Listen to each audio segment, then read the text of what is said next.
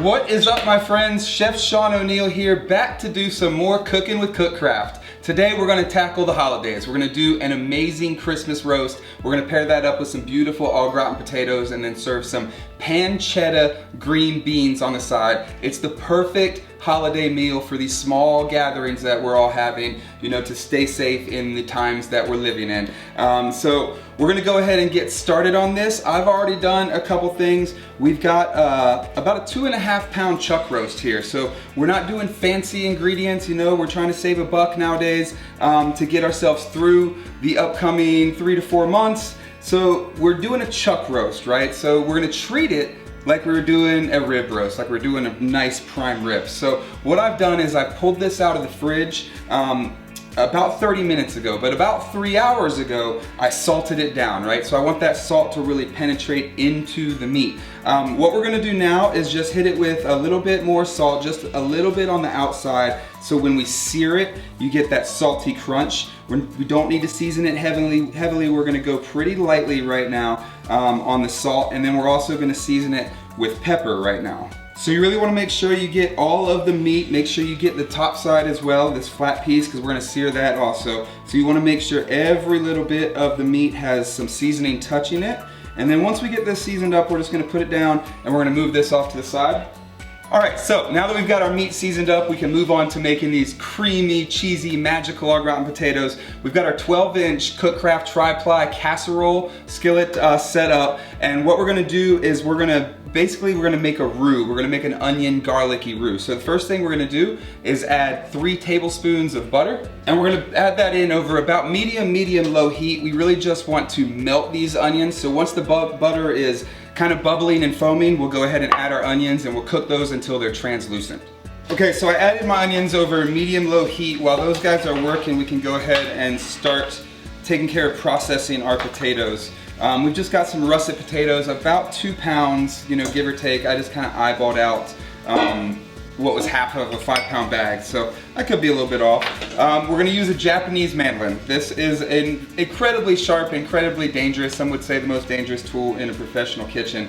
But we're gonna use this to really get even slices. What I like to do is take off the end. We don't need these little nubs in our potatoes au gratin. And then, you know, you're gonna wanna kind of judge it first. That looks pretty good. So you want a little bit thicker than 1/4, and then you're just gonna go through all these potatoes, just mandolin them into the bowl. Be careful when you start getting down here towards the end of the potato. I say once you're uncomfortable, just throw the rest of that potato away. You don't need to risk a finger just to get a couple extra slices. So we're gonna go ahead and work our way through the rest of these potatoes. We're gonna keep an eye also on our onions, making sure they don't burn. We really just want them to melt, and then we can move on to the next steps. All right, so we just got our potatoes finished up. We need to work pretty fast now so our potatoes don't start discoloring or oxidizing. So we're gonna go ahead and add our garlic to the casserole dish and start letting those melt down as well. All right, so our garlic is nice and fragrant. Let me tell you about the cheeses we're using real quick. Just Parmesan cheese shredded down on a box grater, and then Emmenthal cheese, which is a Swiss cheese, but the sharpness of it is just absolutely beautiful and delicious and works really well with this potatoes au gratin. So now we're gonna add 2 cups of whole milk and 1/2 cup of heavy cream to our casserole dish. Now that our cream is thickening and simmering, we can go ahead and add our cheeses. So we're gonna add all of the Emmenthal and about 1/2 of the Parmesan. We need to let the cheese melt just a little bit. As soon as you see that cheese is melted, we're gonna start sliding our potatoes in. You may not use all of those potatoes, but you should be pretty close. All right, so I'm just gonna move these potatoes over here and get them kind of mixed into our cheese sauce here. And we just kind of want to get as even as a layer as you can. I mean, they're gonna kind of smooth themselves out as they cook, and that cheese sauce is gonna bubble up around it. But you know, just get it as, you know, rustically smooth as you can. It's not a really big deal. Like I said, everything will kind of boil and bubble up around the potatoes, so it will kind of smooth itself out as it cooks. But you know, a good even layer on top. Push down, make sure you don't feel any gaps in there. That looks pretty good. We're almost there. Now that we've got our potatoes nicely tucked away in their cheese blanket for the evening, so now we're gonna add the other 1/2 of the Parmesan that we reserved. We'll just sprinkle that over top, and we're gonna take the casserole lid, Throw that on, we're gonna throw it in a 350-degree oven. We're gonna let it cook for an hour with the lid on. Then we're gonna take the lid off and let it cook for about another 15 to 20 minutes with the lid off to crisp up the top really nicely. All right, our potatoes are in the oven. Now we can move on to the star of the meal, which is gonna be our roast. Like I said, we're gonna treat this just like a beautiful high-end prime rib, right? We're gonna give it a nice sear. We're gonna give it a nice bath in some beautifully herbed butter. We're gonna cook this in the CookCraft 10-inch skillet, and then we're gonna transfer it to a sheet tray to put it in the oven because I wanna use that skillet to get all those juices to make a gravy. So let's get our skillet fired up, high heat. All right, now our skillet's nice and hot. I see some smoke wisps coming off of it. So we're gonna go ahead and add our beef, sear it off on all sides. This beauty is now seared off on all sides. So we're gonna go ahead and add a stick of rosemary and a couple twigs of thyme and about 5 tablespoons of butter. Now we're gonna baste the meat on all sides for about 2 to 3 minutes, and then we'll transfer it to our sheet tray to get it into the oven. All right, so we are nicely seared on all sides. We're just gonna go ahead and transfer this guy to a sheet tray lined with a rack. I'm gonna throw the herbs right on top of it. Let's get some more aroma going as we put it in the oven.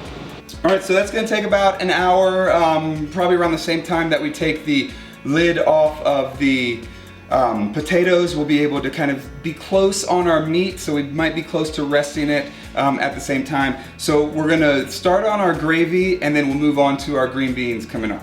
All right, let's move on to starting our gravy. So we've got a lot of dirty butter in there, right? But we still want to keep some of that flavor. So we're gonna pour off some of this black butter and try to get some of those burnt little pieces to come out as well. And then we still want some of that, right? We still want some of those stuck bits on the bottom. So we can just discard this.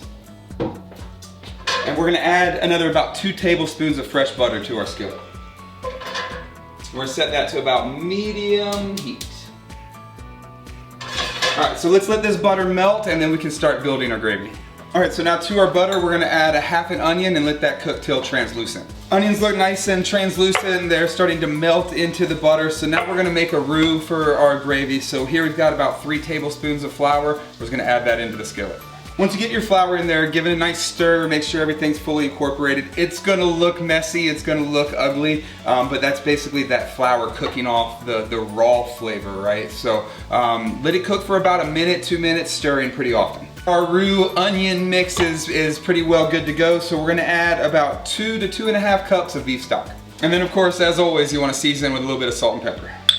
So at this point, my roast is only at 70 degrees, so I'm gonna turn the heat off on the gravy, and we've got a little bit of time before we need to start the green beans. So turn the heat off on the gravy, we're just gonna let it kind of steep, and then when we're about to finish the dish, while the roast is resting, we'll finish off the gravy. All right guys, so our potatoes au gratin have been cooking for about an hour, so it's time to take the lid off. Oh, they're nice and cheesy. We're gonna return this to the oven. We want to now let the top get nice and coated and get that nice crispy layer, so we're just gonna throw this guy right back in the oven. That's gonna take probably about 30 more minutes. We want that cheese to kind of evaporate, or some of the moisture to evaporate a little bit, and get that nice crispy top layer. Our roast is just about done. It's at 120 degrees. We did this hot and fast because we're going for that medium rare, right? If we wanted it to be that, fall apart, juicy, tender, but brown all the way through, we would do that low and slow, or a braise, something like that. But this, we're replicating a prime rib, right? Like I said, we're doing that fancy style, but on a cheaper cut of meat. I think this thing costs 15 bucks.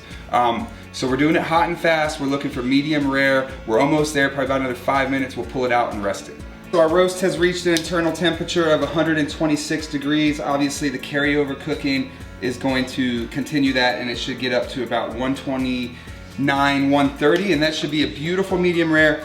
Now's the hardest part. You gotta let it rest. We wanna let this rest for about 20 to 30 minutes. So just set it aside. You still got a couple things to do. Okay, our potatoes are done, so it's really important to let these sit as well. They need to sit for at least 20 to 30 minutes. So ideally, you're gonna start your roast a little bit later and pull them out at the same time. So we're gonna let this sit, and we're gonna move on to our green beans. Now we're gonna move on to our green beans. So we have the 13-inch French skillet set. We're gonna put it over medium heat to start with, and we're gonna render down some pancetta. So I've got about two slices, thick cut. I usually tell my deli to slice it on a number 8. that gives you a nice thick cut for when you want to render pancetta down. So we're gonna set this in over medium heat, let that all render out. Then we're gonna take the pancetta bits out, and then we're gonna use the fat to cook in and add the pancetta back in a little bit. All right, our pancetta is just starting to crisp, so we're gonna pull it off and set it aside.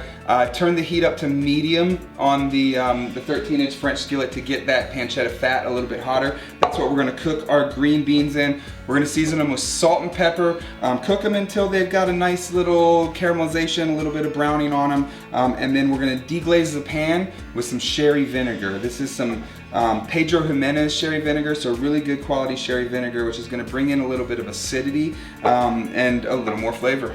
Now that we've deglazed the green beans, we can go ahead and add our pancetta back, and we'll finish cooking for about 2, maybe 3 more minutes. All right, so now our green beans are done. One last thing to do, and that's finish up our gravy.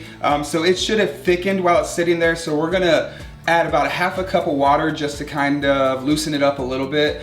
Just bring it up to a very light simmer. We're really just warming it up right now. All right, gravy is nice and creamy. You know, some people like the gravy a little bit wet, like myself. Some like it a little bit thicker, so I went kind of in the middle here. But now we're gonna strain this out, get rid of all those onions, that thyme. All right, so anytime you strain something, you definitely wanna use the back of a spoon or something to push out all those good juices. There's a lot of flavor left in there, right? So, you're not gonna push through any of the onions or any of the thyme or anything like that. So get all that good flavor out. Now our gravy is done. We can set this aside. I will set this over here. You know what it looks like. I can hide it behind the book. And now it's time to slice up our roast and see if we got that beautiful medium rare. Here is our chuck roast. So we seared it off on all sides. Then we basted it with some butter and some rosemary and some thyme. Then we moved it into the oven at 350 degrees. We cooked it for about 45 minutes to an hour. Internal temperature is more important. Internal temperature was 126 degrees is when we pulled it out, and we let it rest, right? So that resting is gonna get you those extra couple of degrees that you need to get to that beautiful medium rare. Now, it's still a chuck roast, it's still a tougher piece of meat, so even cooking the way we did, you wanna have pretty thin slices of this, right? Because without cooking it down, in a braise where it's super tender falling apart, it's still gonna be a tougher piece of meat, but what we did to it should give you that prime rib kind of flavor and prime rib kind of feel that when you're eating it. So we're gonna slice off the end here. Yeah, look at that, we have a nice medium. I might have seared a little too hard on this side, but that's all right. We still have a beautiful piece of meat here. So we want to get pretty thin slices here. Oh yeah, that's beautiful. And this is gonna be just like eating a great prime rib, a great standing rib roast, even, a New York strip roast. This is just absolutely smells so good. It smells beefy. This is what I want to eat on Christmas for sure. All right, so let's give it a try here. Oh, super tender. Actually, closer to medium rare than I initially thought. Wow, this is just absolutely delicious. I get the sensation that I'm eating prime rib, but I'm not. I'm eating an inexpensive chuck roast. I can't wait to make myself a plate. I'm gonna get into these green beans, and this potatoes au gratin is just calling my name. All I can do is just smell it. So guys, I wanna wish you a Merry Christmas. This will definitely not be the last time you see me. I will be back doing more cooking with CookCraft very soon. Have a happy holidays, be safe.